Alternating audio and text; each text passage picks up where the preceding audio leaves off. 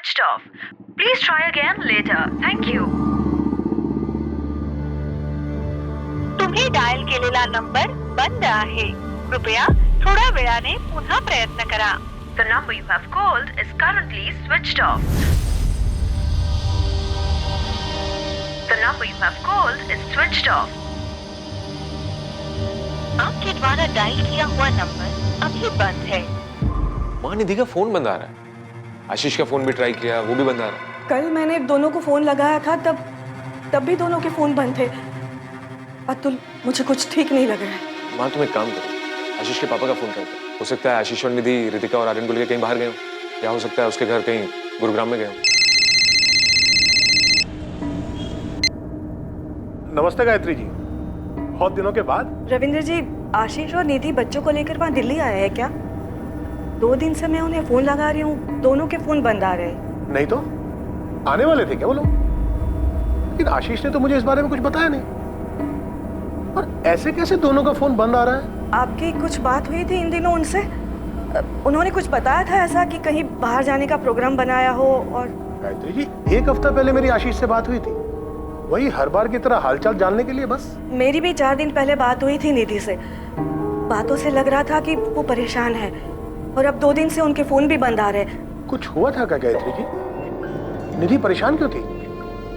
आशीष ने इस बारे में कुछ मुझे बताया भी नहीं, कोई जिक्र भी नहीं किया. उसकी बातों से लग रहा था कि वो परेशान है, पर उसने कुछ बताया नहीं. अब मुझे भी चिंता हो रही है गायत्री जी. उन दोनों का फोन ऐसे बंद नहीं रहता है. और दोनों बच्चे कहाँ हैं?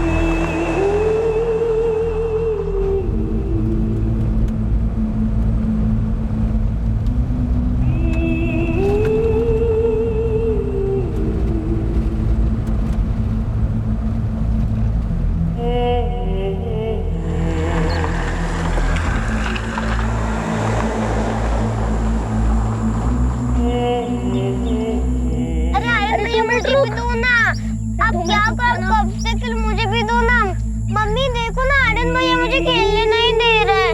आप हमेशा ऐसे करते हो. अरे बस 2 मिनट रुक जा, फाइनल लेवल पर हूँ. अरे नहीं, अब मुझे दो ना, मुझे भी खेलना है ना. आप हमेशा ऐसे करते हो.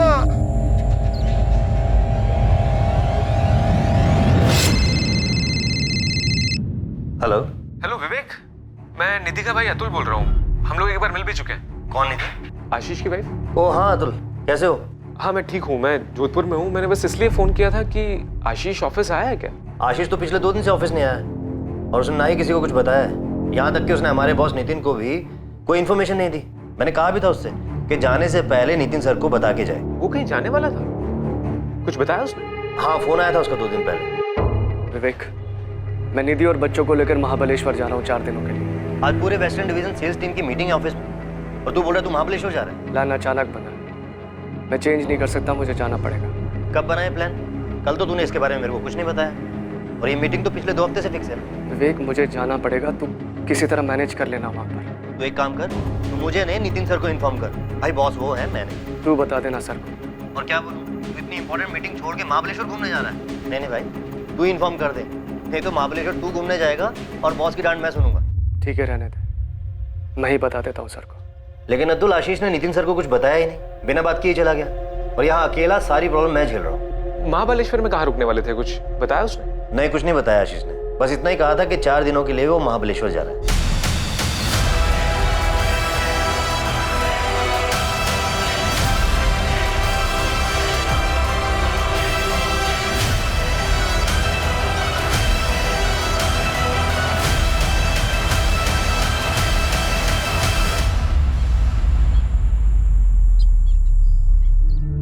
सर, ये मेरी बहन निधि शर्मा, और ये उसका पति आशीष शर्मा, और ये आर्यन और रितिका. आपने इनके घर पे चेक किया? किया था सर, वहाँ ताला लगा है सर. सिक्योरिटी और पड़ोसियों ने बताया कि कुछ दिन से उन लोगों ने देखा ही नहीं है इनको. महाबलेश्वर में ये लोग रुकने वाले कहाँ थे? पहले भी कभी गए हैं वहाँ? सर, आशीष ने अपने कलीग विवेक को सिर्फ इतना बताया था कि वो वहाँ जा रहा है. हमें तो इस वेकेशन के बारे में पता ही नहीं था. कहाँ रुकने वाले हैं ये कहाँ से पता होगा सर? हम बच्चों के स्कूल भी गए थे सर, वहाँ भी कोई इन्फॉर्मेशन नहीं थी.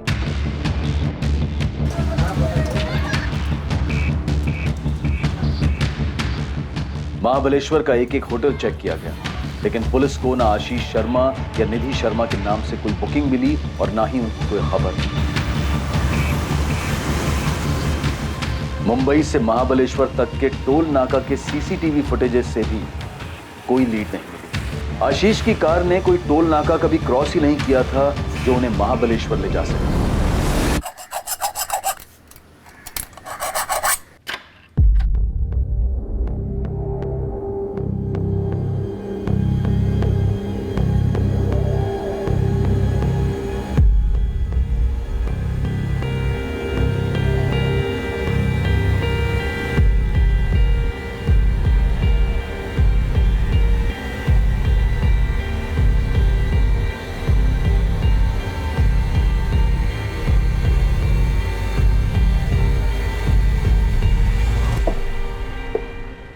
सर, ये 2 मोबाइल मिले। क्या दोनों फोन आशीष के ही हैं या आशीष और निधि के? हो सकता है सर, लेकिन मैं पक्का नहीं बोल सकता क्योंकि मुझे नहीं पता वो दोनों कौन सा मोबाइल यूज करते हैं। रुक रहा, कौन करो फोन? हम फार्मा प्रोडक्ट्स में डील करते हैं और आशीष हमारी कंपनी में सीनियर सेल्स मैनेजर है। वो शुरू से ही अपने काम में बहुत एफिशिएंट रहा है, इसलिए उसका अचानक ऐसे छुट्टी पर चले जाना बहुत अजीब है। उसने मुझे इन्फॉर्म तक नहीं किया। इनफैक्ट उसके इस बर्ताव से मैं काफी अपसेट भी हुआ था। क्या कोई ऐसी बात थी जिसकी वजह से आशीष परेशान था? उसकी पत्नी निधि के भाई अतुल ने हमें बताया कि पिछले हफ्ते जब उनकी निधि से बात हुई वो काफी परेशान लग रही थी। नहीं सर, मेरी जब आशीष से बात हुई तो मुझे कुछ ऐसा लगा नहीं। मेरा मतलब है, हो सकता है ऐसा कुछ हुआ भी हो पर मुझे महसूस नहीं हुआ। और अगर वो परेशान था भी तो अचानक क्यों एक दिन उठकर महाबलेश्वर क्यों चला जाएगा, और वो भी बिना किसी को बताए? वो लोग महाबलेश्वर नहीं गए। तो फिर कहाँ गए? मेरी तो कुछ समझ में नहीं आ रहा है। वो ऑफिस नहीं आ रहा, महाबलेश्वर नहीं गया, तो आखिर वो लोग गए कहाँ? मैं अभी मिली थी 5 जुलाई की दोपहर को उससे। बच्चों को बस स्टॉप से लेने आई थी, हमारी बात भी हुई। निधि ने तो कोई जिक्र नहीं किया महाबलेश्वर के बारे में। कविता जी, क्या हाल फिलहाल में निधि ने आपसे कोई ऐसी बात कही हो जिससे आपको लगा हो कि वो काफी परेशान है? निधि, तुम एक बार बीकेपी कोचिंग क्लासेस ट्राई करके तो देखो, उनके मैथ्स टीचर बहुत ही अच्छे हैं। कविता, मैंने आर्यन को ऑनलाइन ट्यूटोरियल्स के लिए सब्सक्राइब कर लिया है, वही उसके लिए ठीक है। अरे तेरी बात सही है, लेकिन ऑनलाइन ट्यूटोरियल में टीचर वहाँ खुद तो नहीं होता ना बच्चों को समझाने के लिए, बस कंप्यूटर पे सब कुछ बोल देता है। तू एक बार क्लासेस तो ट्राई करके देख। अगर तू हाँ बोले तो एक दिन मैं अपने पूजा के साथ आर्यन को भी ले जाती हूँ। एक दिन का फ्री ट्रायल ऑर्गेनाइज कर देती हूँ आर्यन के लिए।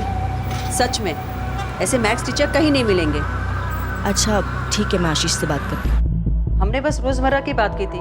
उन लोगों का महाबलेश्वर जाने का कोई प्लान है ऐसा तो नहीं बोला।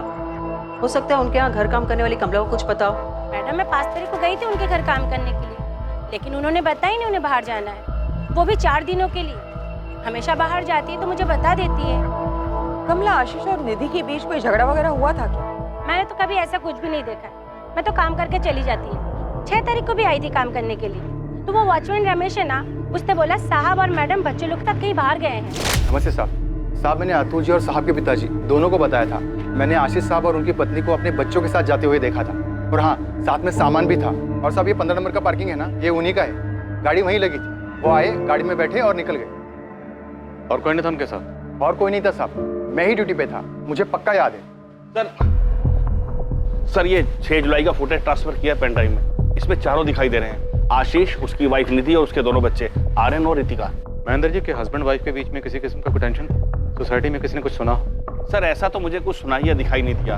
और वैसे मैंने सोसाइटी में कविता जी, सेकंड फ्लोर वाली मीना जी और अश्विता जी से भी पूछकर बात की थी। ये सब भी निधि की बहुत अच्छी दोस्त हैं। इन्हें भी किसी झगड़े या परेशानी के बारे में कुछ नहीं पता। सर, वैसे हस्बैंड वाइफ के बीच में कुछ अंदरूनी बात हो उसके बारे में मैं नहीं बता सकता।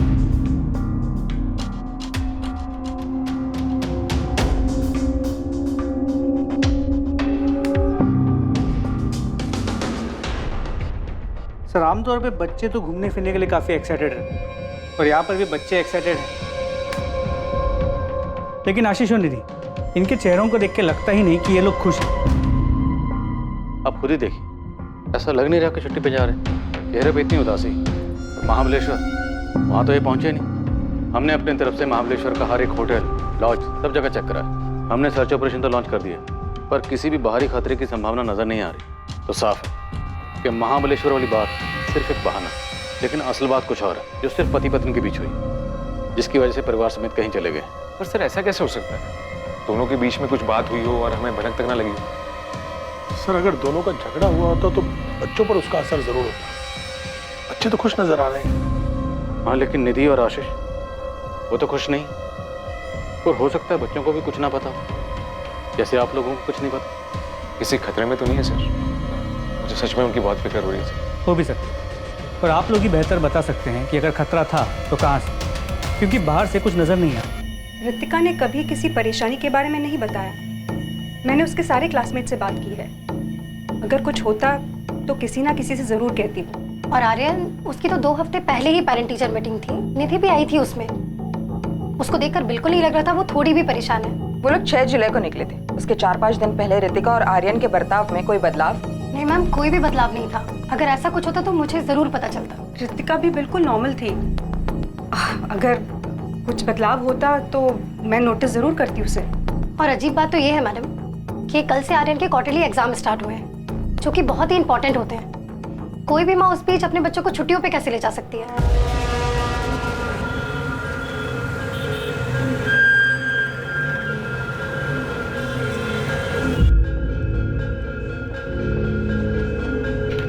सर, दहीसर चकनाका के सीसीटीवी कैमरा में आशीष की कार की फुटेज मिली। दहीसर चकनाका तो मतलब महाबलेश्वर तो नहीं गए, और आशीष ने विवेक को जो बोला था वो सिर्फ एक बहाना ही था।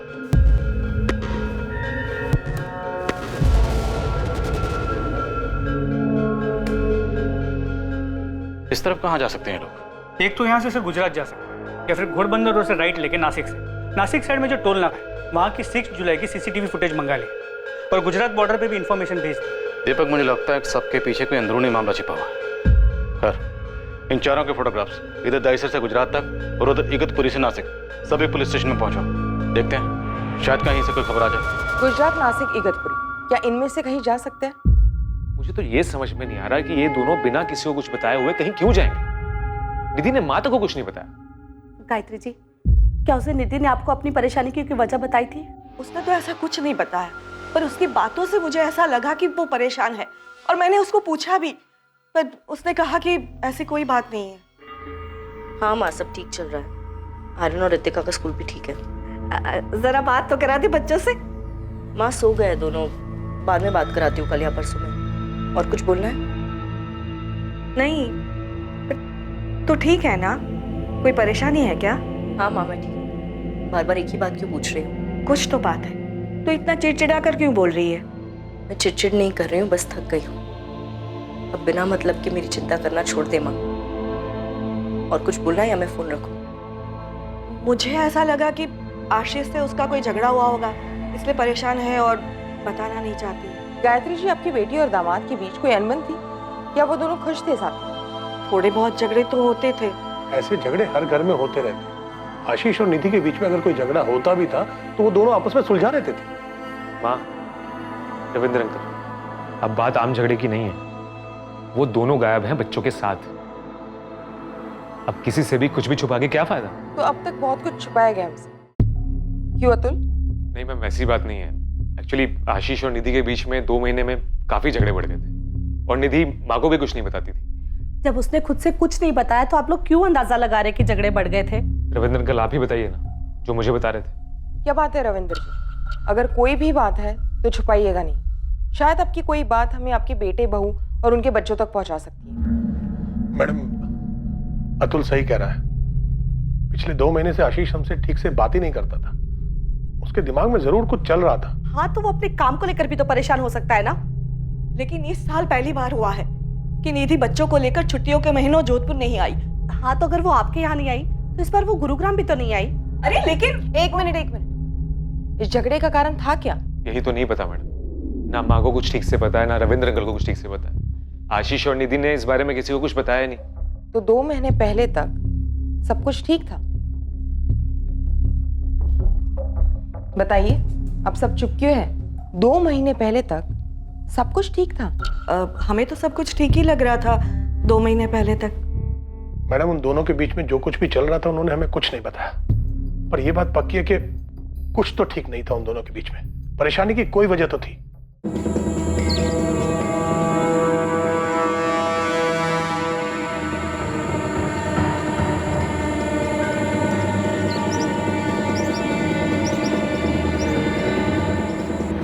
दहीसर टोल नाके से आशीष की कार की फुटेज मिलने के ठीक 1 दिन बाद थाने डिस्ट्रिक्ट के मनोर के जंगलों में आशीष की कार मिलने की खबर आई। वहां पर देखो सब क्या है। सर हमें ये गाड़ी उधर ही खड़ी मिली थी। अंदर का नजारा बहुत भयानक है, लाशें मिली। करीब 1 घंटे पहले ये गाड़ी यहाँ लोकेट हुई।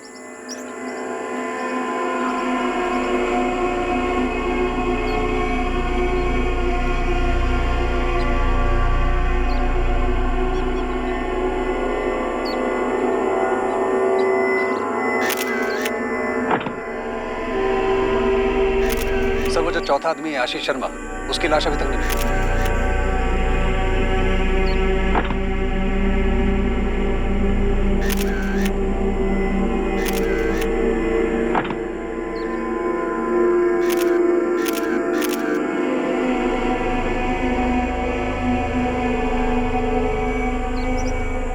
सर आशीष शर्मा की लाश नहीं मिली, लेकिन तलाश जारी है। आखिर इस फैमिली में ऐसा हुआ क्या?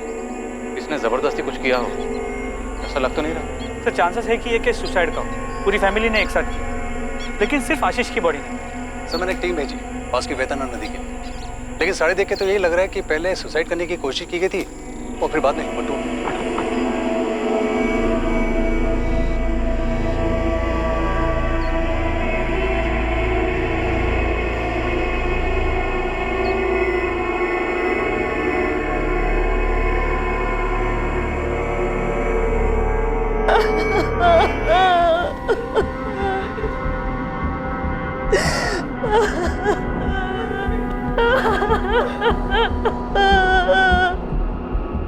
हुआ क्या था इंस्पेक्टर? और आशीष कहाँ है? आशीष या उसकी डेड बॉडी अब तक बरामद नहीं हुई। इन्हें देख के लगता है कि इन्हें जहर देके मारा गया। क्राइम स्पॉट पे हमें एक चॉकलेट का बॉक्स मिला, उसे एनालिसिस के लिए हमने लैब भेज दिया। इन्हें जहर दिया? लगता तो ऐसे ही। पोस्टमार्टम रिपोर्ट के बाद ही हम कुछ कंफर्म कह सकते हैं।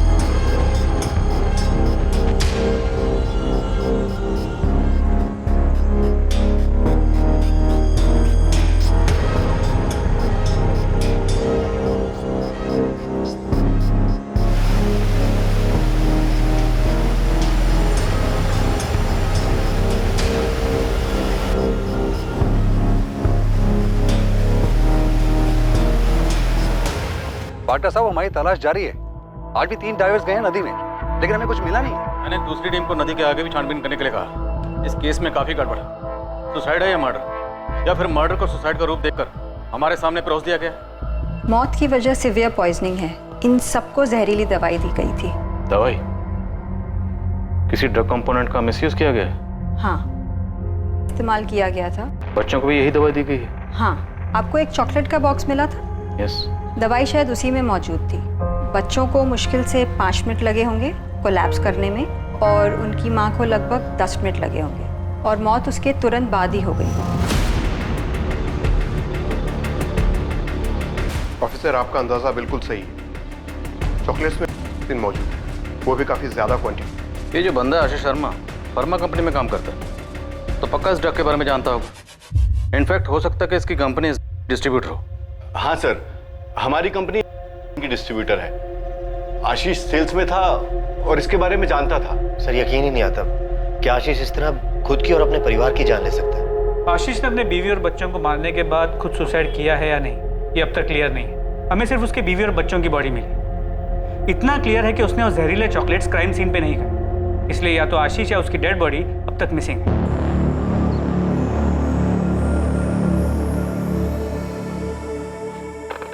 आर्यन, रितिका, ये लो।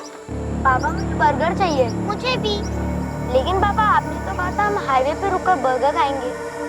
प्लीज पापा मुझे बर्गर ही चाहिए। बेटा उसमें थोड़ा टाइम है, तब तक ये लो चॉकलेट्स खाओ। पापा लेकिन हम यहाँ क्यों रुके हैं? बेटा पापा थोड़ा थक गए हैं, थोड़ा सा बस ब्रेक लिया है ना, थोड़ी देर के बाद चलेंगे। बहुत दूर जाना है ना यहाँ से। ये लो खाओ।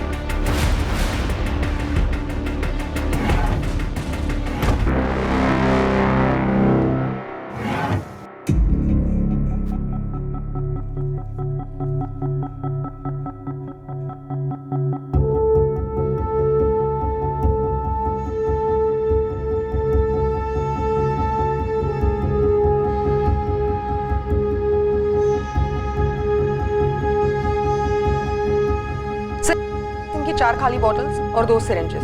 सुसाइड नोट कहीं नहीं मिला, पूरा घर छान मारा। परिवार में, ऑफिस में और आस पड़ोस में किसी को इनके घर की असली हालत की खबर नहीं, पर सिचुएशन इस हद तक बिगड़ गई थी कि सुसाइड करने की नौबत आ गई, पर किसी को भनक तक नहीं लगी। इस सुसाइड को पूरी प्लानिंग के साथ अंजाम दिया गया और ये खाली शीशियां भी इस बात का सबूत है।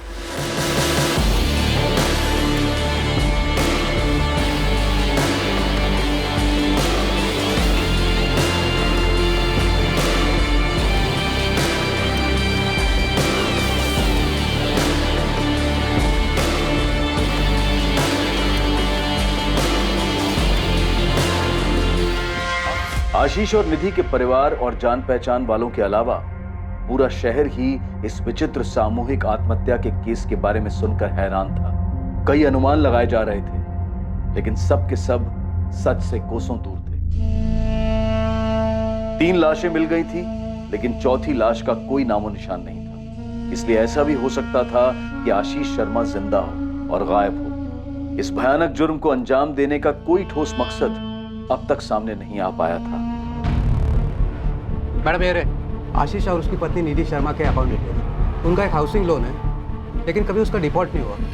सारी इंस्टॉलमेंट्स टाइम पर आई है। कोई सस्पिशियस ट्रांजैक्शन, कोई खरीदी बिक्री जो गैरकानूनी हो? मैडम इसकी जानकारी तो मैं नहीं दे पाऊंगा। आपको आशीष शर्मा की कंपनी या उसके सीए से बात करनी चाहिए।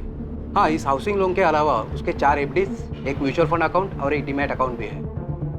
अगर मुझसे पूछिए तो मुझे नहीं लगता आशीष शर्मा किसी तरह के फाइनेंशियल स्ट्रेस में था। सर, पिछले 6 महीनों में कंपनी के काम के सिलसिले में आशीष भुवनेश्वर, कोलकाता, लखनऊ और पटना जाते रहे। क्या इन सभी जगहों पे एकोमोडेशन आपकी कंपनी देती? जी हाँ, सारे डिटेल्स हैं हमारे पास। Sir, MN group of hotels. जब भी कोई एम्प्लॉय कंपनी के काम से बाहर जाता है तो यही रुकता है। क्या आशीष पर काम या परफॉर्मेंस का कोई स्ट्रेस था? काम का और परफॉर्मेंस का स्ट्रेस किसके ऊपर नहीं होता? मेरे ऊपर है, विवेक और कंपनी के पूरे स्टाफ के ऊपर है। पर उसके ऊपर अलग से ऐसा कौन सा स्ट्रेस था, ये समझ में नहीं आ रहा। और अगर सर उसको कोई स्ट्रेस था भी, कोई टेंशन थी भी, तो किसी से वो बात करता, किसी को बताता। और सर, आपके कहने पर मैंने हमारे सारे क्लाइंट से बात भी की है, स्पेशली जिनके साथ आशीष डील करता था, लेकिन उनमें से भी किसी ने नोटिस नहीं किया कि आशीष परेशान था। ऐसा भी क्या टेंशन थी, कौन सा स्ट्रेस था जिसके चलते उसने पूरे परिवार को मार दिया, बच्चों तक को नहीं छोड़ा?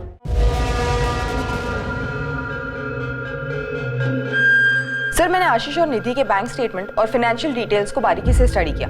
कहीं कुछ गड़बड़ नहीं लगता। कोई ऐसा ट्रांजैक्शन ही जो गलत या गैर कानूनी हो। जैसे बैंक मैनेजर ने हमसे कहा था, फैमिली में पैसों को लेकर कोई प्रॉब्लम दिखाई नहीं देती। सर, आशीष की फोटो को कलकत्ता, भुवनेश्वर, पटना और उन सभी जगहों पे भेजा जहाँ पर वो काम से जाता था, और उन सभी होटल्स में भी जहाँ पर वो रुकता था। दीपक, मुझे नहीं लगता कि आशीष इनमें से किसी भी जगह जाएगा। अगर वो जिंदा है तो, और अगर ये सुसाइड नहीं मर्डर है तो, जो कि शायद आशीष ने बहुत सोच समझ के की। मर्डर नहीं लगता, यही तो अजीब बात है।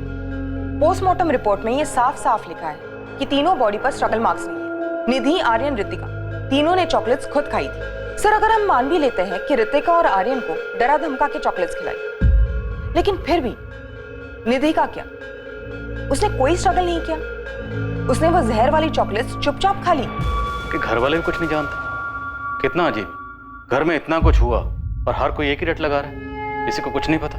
सर, होपफुली आशीष हमें जिंदा मिल जाए, क्योंकि अगर उसकी भी डेड बॉडी मिलती तो शायद एक केस हमेशा के लिए अनसुलझा रह जाएगा और मकसद कभी सामने ही नहीं आएगा। जंगल के चप्पे चप्पे में खोज की गई, एक एक कोना छाना गया, लेकिन आशीष शर्मा की बॉडी कहीं नहीं थी। ये 3 सुसाइड्स और गुमशुदा आशीष शर्मा का रहस्य पुलिस के लिए भी उतना ही उलझा देने वाला था जितना कि उन दोनों के परिवारों के लिए। विक्टिम्स के परिवार वाले उनकी आत्मा की शांति के लिए पूजा तो जरूर कर रहे थे, पर उन सब की मौत हुई क्यों, ये अब तक एक रहस्य ही था।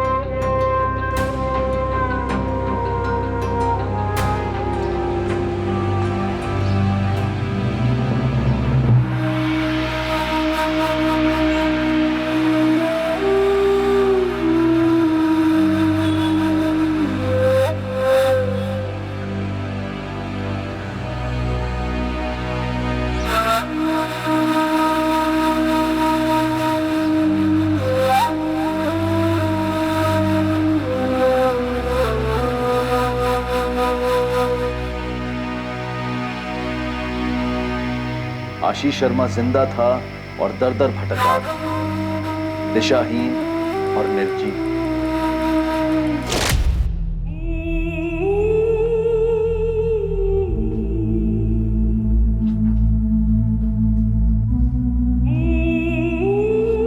हम सब गले में फंदा लगाकर पंखे से लटक कर मर सकते हैं। पहले बच्चे, फिर तुम, फिर मैं।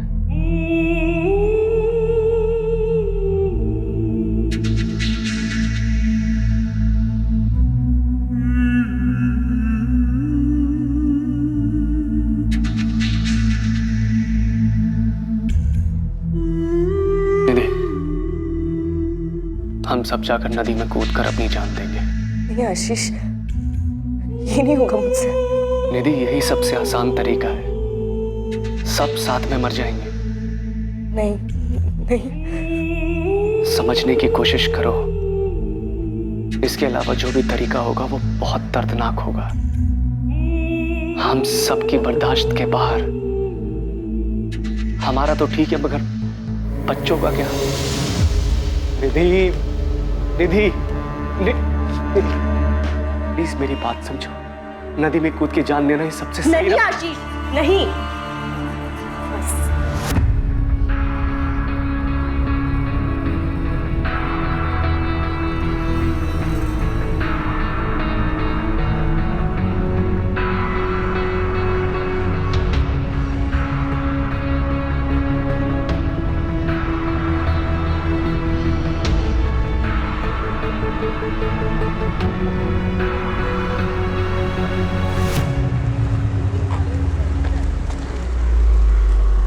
पुलिस पूरी जद्दोजहद के साथ आशीष को आसपास के सभी शहरों में ढूंढ रही थी, लेकिन आशीष इसी शहर मुंबई में भटक रहा था और अब तक पुलिस की नजर में नहीं आया। एक रेप्यूटेड फार्मा कंपनी का एफिशिएंट एम्प्लॉय आशीष शर्मा लोगों के दिए गए दान, भिक्षा पर जी रहा था। शायद उसने जो किया था उसके लिए वो खुद को दोषी मान रहा था। शायद उसे अपने किए पर पछतावा हो रहा था।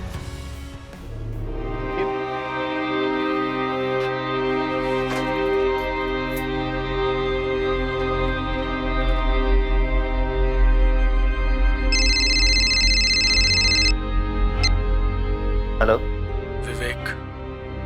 आशीष, थक गया हूं मैं, थक गया हूं भटकते भटकते। आशीष तू है कहाँ? मैंने तीनों को मार डाला। निधि, रितिका, आर्यन, सबको खत्म कर डाला। आशीष तू है कहाँ इस वक्त? बोल ना। समझ में नहीं आ रहा है कहाँ जाऊं, क्या करूं। आशीष तू कुछ मत कर, तू मुझे ये बता तू है कहाँ। मैं आता हूँ तुझे लेने के लिए। तेरी सोसाइटी के पास, तेरे घर के सामने वाली दुकान पर।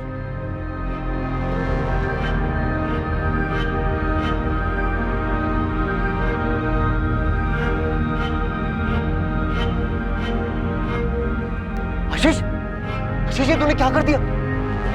क्यों किया? कुछ तो बोल। और ये क्या हो गया तुझे? माँ, अभी अभी फोन आया कि आशीष मिल गया। क्या? उसने कुछ कहा? क्यों मार डाला उसने सबको? उसने अभी तक किसी को कुछ नहीं बताया माँ। मैं अभी मुंबई के लिए निकल रहा हूँ। रविंद्र अंकल और कल्पना आंटी भी वहां पहुंच रहे होंगे। क्यों आशीष, ऐसी क्या मजबूरी थी जिसने तुम्हें अपने परिवार की जान लेने पर मजबूर कर दिया? हम दोनों ने मिलकर यह फैसला लिया था, प्लान बनाया था आत्महत्या करने का। कई सारी तरीके ढूंढे, सबसे आसान यही लगा जिससे किसी को भी तकलीफ नहीं हो। मैं किसी को भी दर्द नहीं देना चाहता था। निधि भी मेरी बात मान गई।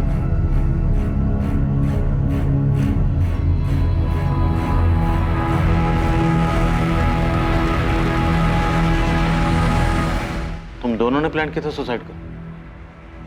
आखिर क्यों? सर, ऐसी जिंदगी जीने का कोई फायदा नहीं था। मैं घुट घुट के नहीं जीना चाहता था। सारी गलती मेरी थी। निधि और बच्चे बेकसूर थे। कैसी गलती आशीष? कौन सी गलती? आखिर ऐसी कौन सी गलती थी जिसने तुम्हें 3 जिंदगी लेने पे मजबूर कर दी?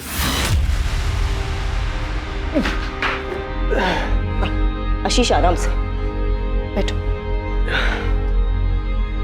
पी लो आशीष, पानी पी लो। आशीष, कितनी बार कहा है किसी अच्छी डॉक्टर से चेकअप करवा लो। 4 दिन हो गए, तुम्हारी उल्टी बंद होने का नाम ही नहीं ले रही है। हाँ बाबा, करा लूंगा। खुद परेशान हो गया अपनी तबीयत खराब होने की वजह से। तुम आराम करो।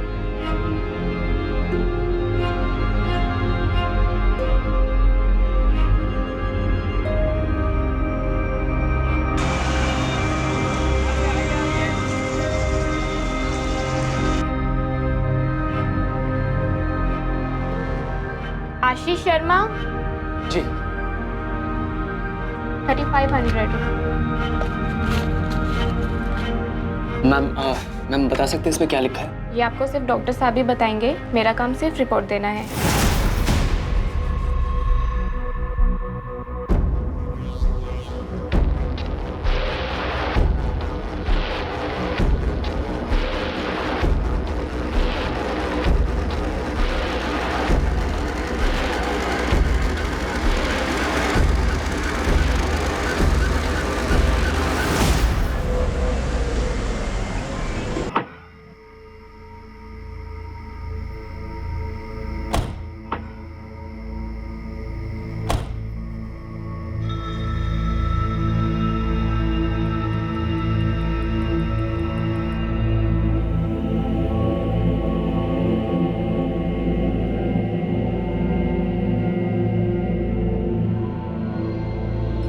अरे आशीष, तुमने अब तक कपड़े नहीं बदले? जल्दी से कपड़े बदल लो, खाना तैयार है, मैं तब तक ऋतिका और आर्यन को खिला देती हूँ।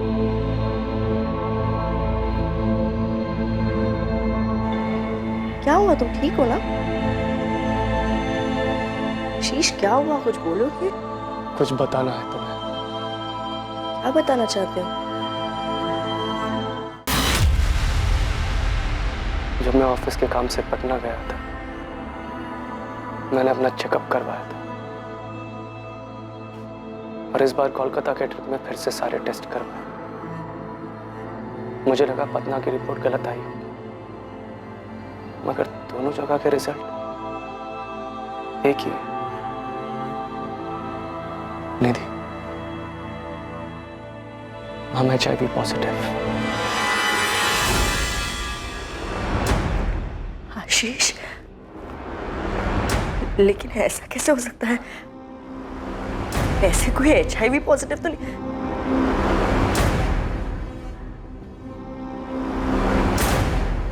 आशीष, क्या किया है तुमने? अब मैं निधि से और झूठ नहीं बोल सकता था। मुझे उसे सब कुछ सच सच बताना पड़ा। कौन सा झूठ? ऐसा क्या था जो तुम अपनी पत्नी से छुपा रहे थे?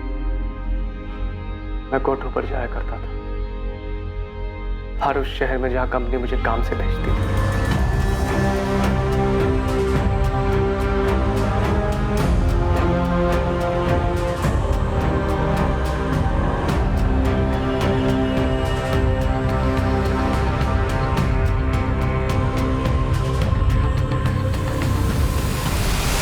कुछ दिनों से, बल्कि कुछ महीनों से मुझे बड़ा अजीब सा लग रहा था।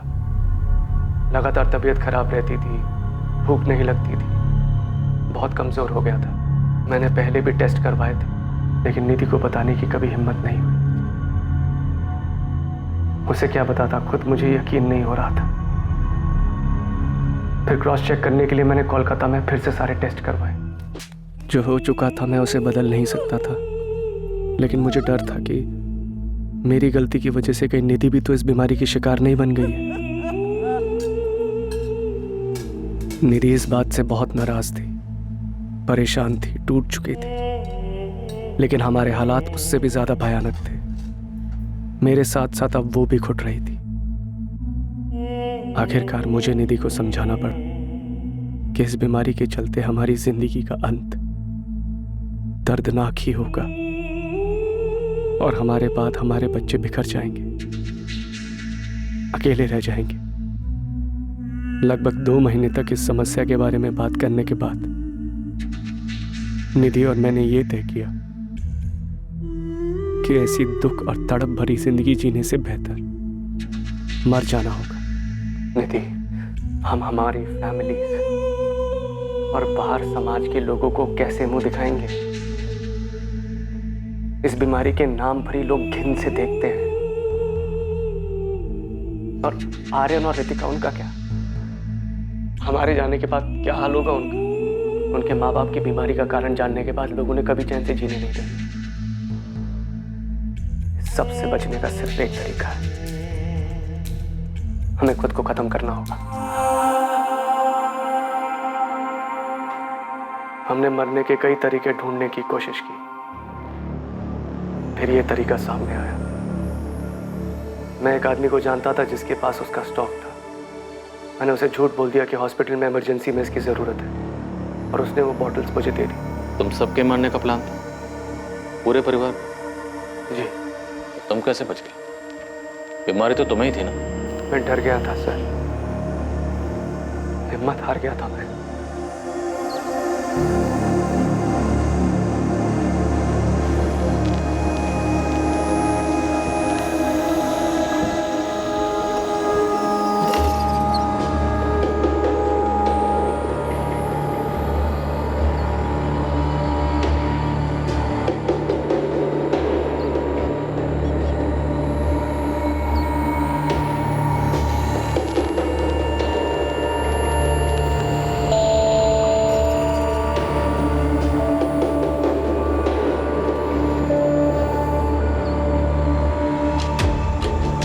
मैं डर गया था, मुझसे हिम्मत ही नहीं हुई।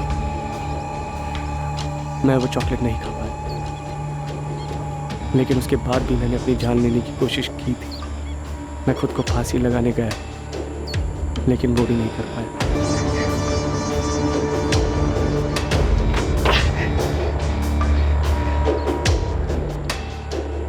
उसके बाद मैं कई दिनों तक यूं ही भटकता रहा।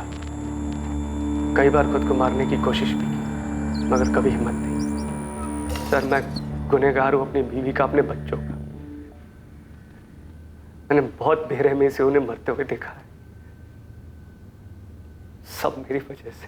तो तुम्हारे HIV पॉजिटिव होने की रिपोर्ट कहाँ है? तुम्हारे घर की तलाशी में तो हमें ऐसी कोई रिपोर्ट नहीं मिली, और ना ही घटना स्थल पर तुम्हारी गाड़ी में कोई ऐसी रिपोर्ट मिली। वो रिपोर्ट्स मैंने जला दी थी। और निधि की रिपोर्ट्स वो कहाँ है? मैंने निधि का टेस्ट नहीं करवाया था। तुमने निधि के टेस्ट कभी करवाए नहीं, तो तुम्हें कैसे पता था कि निधि HIV पॉजिटिव थी? सर, वो मेरी पत्नी थी और एक नॉर्मल कपल की तरह हमारे बीच भी फिजिकल रिलेशन था। तो स्वाभाविक है, अगर मुझे HIV पॉजिटिव है तो उसे भी होगा। और बच्चे, उनका क्या? उन्हें क्यों मार डाला? बच्चे बेकसूर थे सर, उन्हें तो पता भी नहीं था कि हमने क्या प्लान किया। लेकिन हमारे जाने के बाद कौन संभालता उनको? मैं और निधि उन्हें अनाथ बनाकर नहीं जाना चाहते थे। समाज में जब सबको पता चलता कि उनके माँ बाप को HIV पॉजिटिव है, जीना दुश्वार हो जाता उनका यहाँ। तुमने निधि के टेस्ट नहीं करवाए, बच्चों का कोई लेना देना नहीं था इनसे, और तुमने उन सबकी जिंदगी खत्म करने का फैसला ले लिया। मैं और निधि नहीं चाहते थे कि हमारे जाने के बाद हमारे बच्चे किसी भी परेशानी का सामना करें, इसीलिए फैसला हमने मिलकर लिया था। लेकिन निधि तो मर गई और तुम जिंदा हो। तुमने अपनी बीमारी की वजह से निधि को मौत के मुंह में कूदने पर मजबूर किया। तुम डर गए। तो मुझे भी मार दीजिए सर, मेरी वजह से मेरी बीवी, मेरे बच्चे सब चले गए। मुझे भी जीने का हक नहीं है सर, मार दीजिए सर, मुझे भी मार दीजिए सर। क्या बकवास कर रहा है यार? सर, मुझे इसकी बात पे बिल्कुल भी यकीन नहीं। सर, कुछ और ही हुआ है। कुछ और हुआ तो हम उसे ढूंढ निकालेंगे, ये हमारे लिए भी जाना जरूरी है। पर सर, ऐसा कैसे हो सकता है? सर, निधि के साथ इतनी बड़ी बात हो गई और उसने हमें कुछ भी ना बताया हो। और सर, रिपोर्ट्स कहाँ हैं जिसमें लिखा है कि निधि HIV पॉजिटिव थी? और आशीष की रिपोर्ट्स कहाँ हैं? सर, मैं कह रहा हूँ बात कुछ और ही है। रविंदर जी, वही कुछ हम भी पता करने की कोशिश कर रहे हैं। हमने आपके बेटे को टेस्ट के लिए भेजा। उसका कहना है कि उसने अपनी टेस्ट रिपोर्ट जला दी और निधि के टेस्ट कभी करवाए नहीं गए। फिलहाल उसने इतना ही कहा। सर, झूठ बोल रहा है यार। सर, वो हत्यारा है। सर, उसने बच्चों को और निधि को मार डाला। सर, उसने प्लान ही बनाया था निधि को और बच्चों को मारने का। उसका सर खुद मरने का कभी प्लान था ही नहीं, इसलिए बाहर अकेला जिंदा घूम रहा था। हम आशीष की टेस्ट की रिपोर्ट का इंतजार कर रहे हैं, चार्जेस उसके बाद ही फाइल हों। आशीष को टेस्ट के लिए भेजा गया ताकि उसकी सच्चाई का पता लगाया जा सके। या तो ये आशीष शर्मा झूठ बोल रहा है, या तो फिर इसे गलत रिपोर्ट्स दी गई होंगी उन दोनों जगहों से जहां से भी इसने टेस्ट करवाए। He is not HIV positive. Sir, मुझे तो लगता है कि ये आशीष शर्मा झूठ बोल रहा है। मेरी सलाह तो यही है कि 2-3 लैब्स में और इसकी जांच होनी चाहिए। क्या निधि के ब्लड सैंपल से ऐसी कोई बात सामने? नहीं, बिल्कुल नहीं। और अगर ऐसा कुछ होता तो मैं खुद ही बता देती। निधि HIV पॉजिटिव नहीं थी। सर, अब तो रिपोर्ट्स भी सामने आ गई और ये साफ हो गया कि ये बंदा सफेद झूठ बोल रहा है। ये पूरी इसकी प्लानिंग। बीवी को कॉन्फिडेंस में लेके बीवी और बच्चों को मार दिया, और प्लान भी ऐसा बनाया कि सांप भी मर जाए और लाठी भी ना दो। लेकिन किस लिए? मकसद क्या था?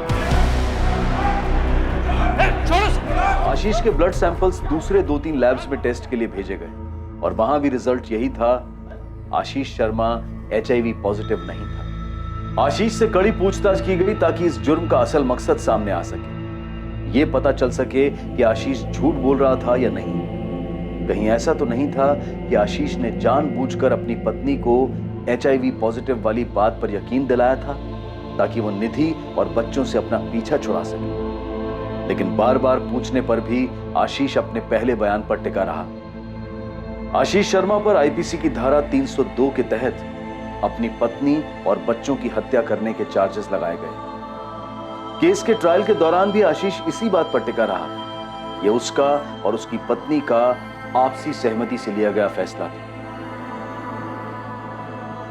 ट्रायल के बाद आशीष शर्मा को उसकी पत्नी और बच्चों के मर्डर के चार्ज में उम्र कैद की सजा सुनाई गई।